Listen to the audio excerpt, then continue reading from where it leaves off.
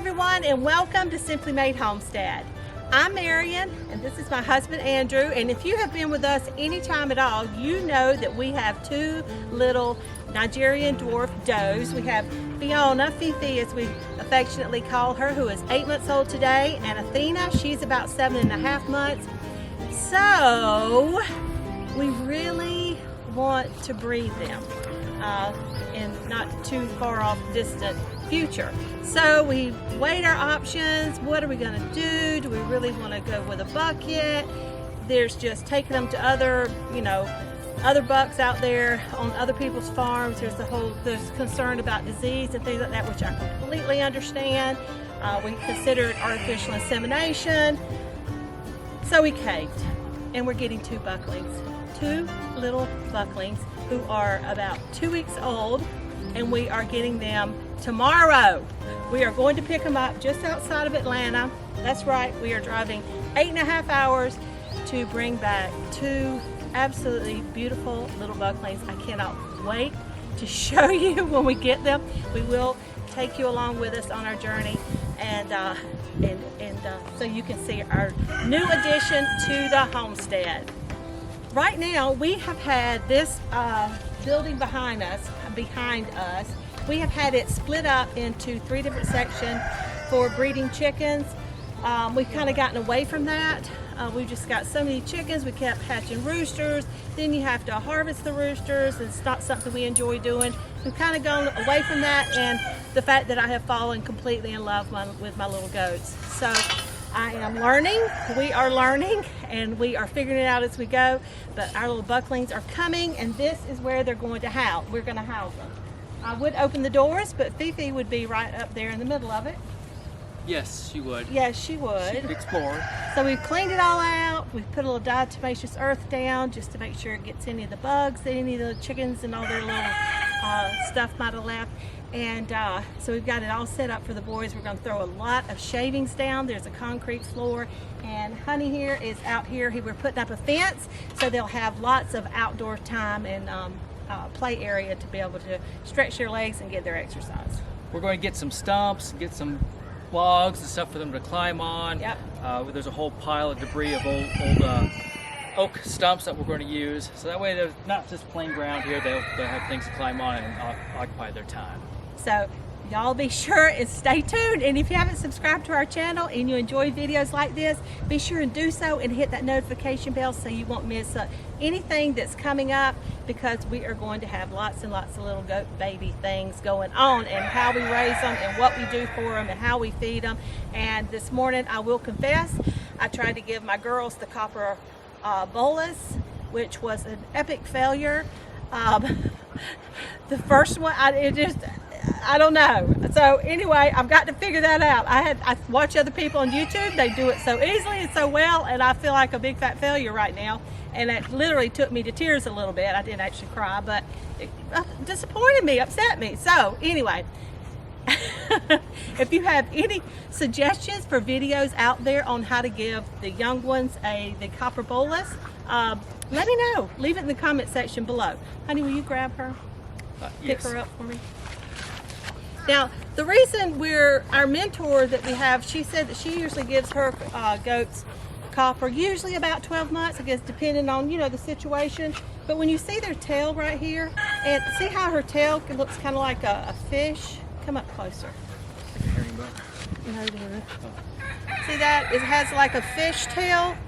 That tells you that they are copper deficient and they need their copper. Athena's tail looks the same way, so I really wanted to get copper in them. I've literally put it off. Athena is trying to chew the leg of the tripod. I put it off all week, and I finally got out here and I was like, okay, I've got to do it. I just wasn't looking forward to it. Anyway, so it didn't turn out too well. All right, now in here is where the boys will be staying. We've got this right here that my husband had built for the chickens, and they love climbing up on it. And he reinforced it and made it much sturdier for the little boy goats that we're going to put out there on the dirt. Part of this run, so they can have that. And you can see right here, this big door here, it opens up out to the fenced-in area. We put feeders in because, anyway, we didn't know at the time that you don't give bucklings grain. So we won't be giving them grain because of the calcium, the high levels of calcium, and it builds up in their system, and it causes almost like a kidney stone that people experience, and it's very painful, and it can even be deadly.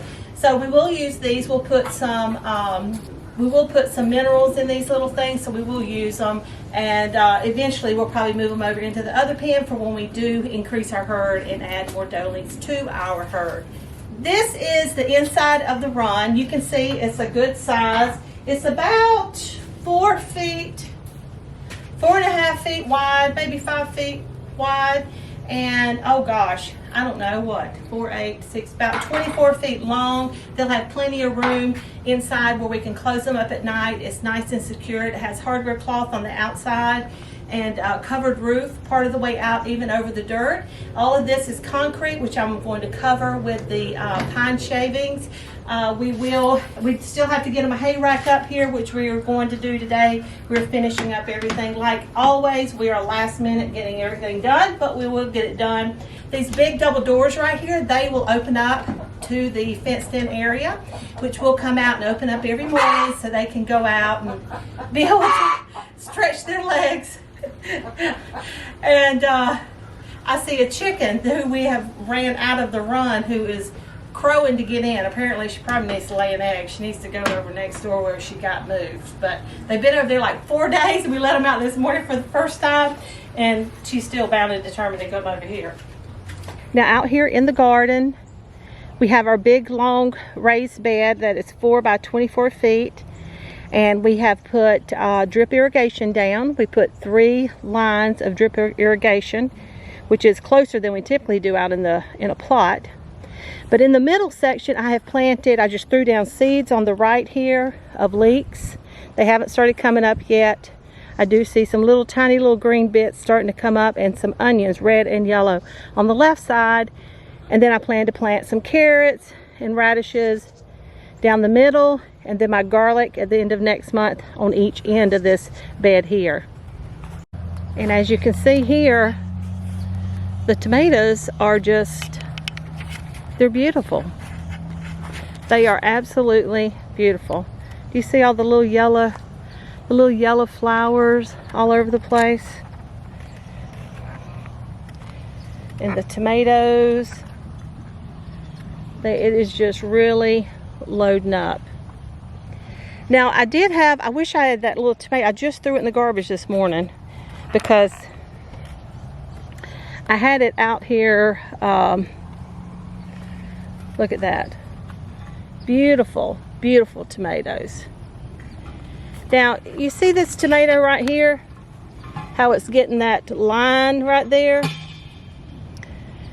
I've had 4 other tomatoes I've already pulled off that had literally opened up, and it's called zipper something or another, and it hasn't affected all of my tomatoes, but it has affected a few of them that I have found. And I found an article from Purdue University, and it says it has to do with temperature change, where tomatoes, they like, you know, a nice warm temperature for the temperature to kind of stay level. We did have a little bit of a cool spurt, I don't know, 2, 3, 4 weeks ago. I don't know, time flies, you know, when you're having fun. And so I don't know if was that enough to do it.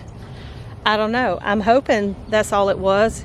And it said when temperatures drop, when there is I can't remember if it was the first and second blossom or the second and third blossom that arrives on your tomato plant, that will show up. And what it does, it just literally, it's like a zipper all the way down, and then it just opens up, and it literally opens up, and you can see the inside of the tomato. So, and the only thing you can do, said the way to keep it from happening is to try to keep a constant temperature or an even temperature for your tomatoes. Now, this was new to me. I don't know about you, if you've ever dealt with this, but that was new to me. Now let me turn you around, because you have to see this. Now, this right here doesn't make me happy. You see that split? Now, I don't know if that's too much water at one time, or if that's part of the zipper. But I'm thinking the zipper, because I've been keeping them nice and watered, evenly watered. But look at all the blossoms. Isn't that just beautiful? That just tickles me to death, and it absolutely scares me to death at the same time that something's gonna go wrong and I'm gonna lose my tomatoes. So let's just keep our fingers crossed and hope and pray that that does not happen. Because this brings me joy. Now, let's walk over here and go look at the peppers. Because tomorrow we are leaving for Atlanta, like I told y'all. And I'm hoping that when we get back, that I might just get to pick a pepper or two. I see a weed or two in here too that I need to get. But these things are so pretty.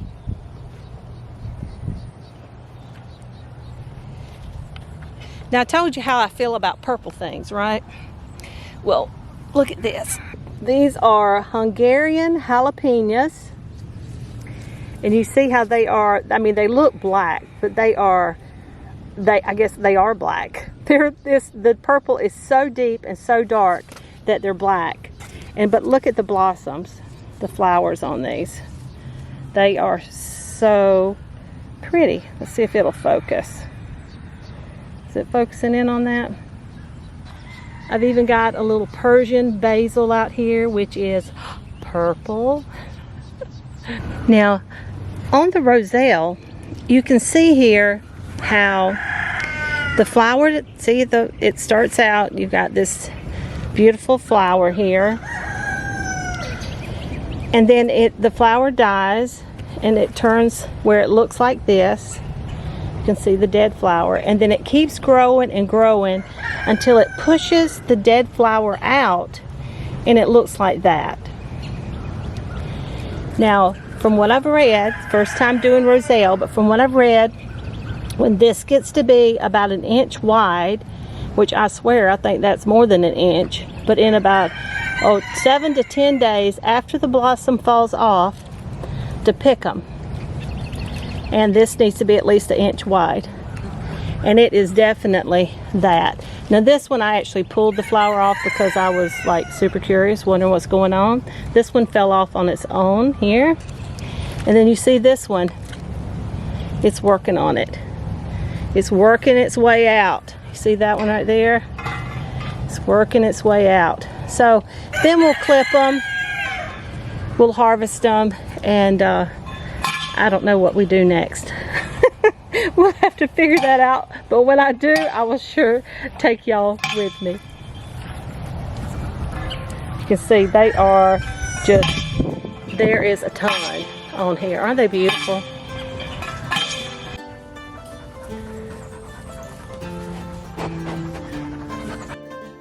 All right, guys, that's it for today. Thank you so much for joining us. We love it when you come along with us here on the homestead. And until next time, take care and God bless.